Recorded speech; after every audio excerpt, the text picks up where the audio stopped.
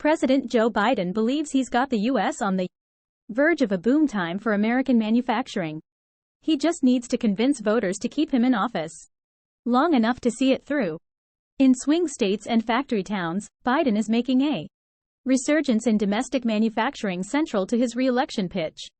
He's highlighting a surge of investments across the nation as evidence that an economic agenda centered on reviving the country's industrial core is just starting to pay off. But 10 months out from the election, those new factory projects remain in their early stages and have yet to generate an anticipated wave of manufacturing jobs. And after a pandemic-era rebound, industry hiring overall has turned stagnant. Manufacturers added just 12,000 jobs in 2023 amid an extended business slowdown.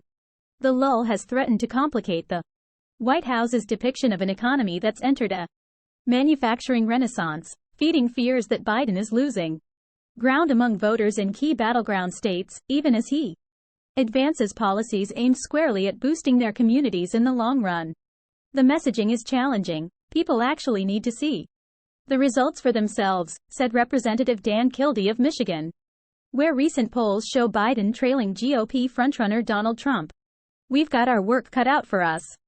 Biden is spending the first weeks of 2024 trying to make headway on that front, foreshadowing a campaign that will increasingly make the argument that his industrial strategy is poised to succeed where Trump and others before him failed.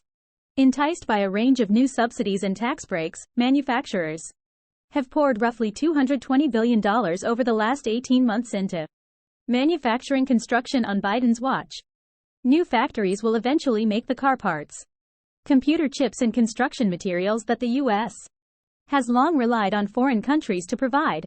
And in trips over the last month to Wisconsin, Pennsylvania and North Carolina, Biden has vowed that the new investment will ultimately create a rush of jobs.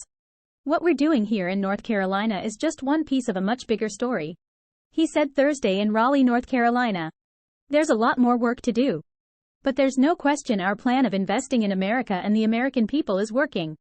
The president's core economic achievement, the Inflation Reduction Act, included a slew of tax credits designed to spark private sector investment in electric vehicles, batteries and other clean energy components.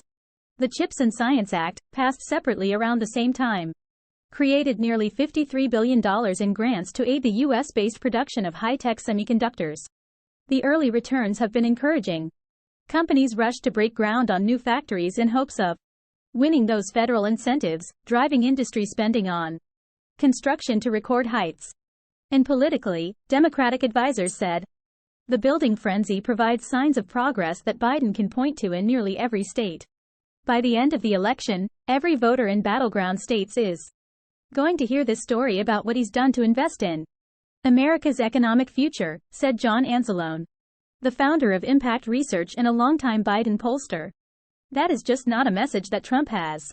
Yet central to Biden's story of a manufacturing comeback is the prospect of thousands of new jobs spurred by his new laws, and so far, those have been slow to materialize. While Biden often touts the nearly 800,000 manufacturing jobs created during his presidency, the vast majority came prior to passage of the IRA and CHIPS, when Americans' surging demand for goods during the pandemic drove a rapid industry recovery. Since then, hiring has stalled as the economy evened out, with manufacturing-centric swing states like Michigan, Wisconsin and Pennsylvania actually losing factory jobs in 2023.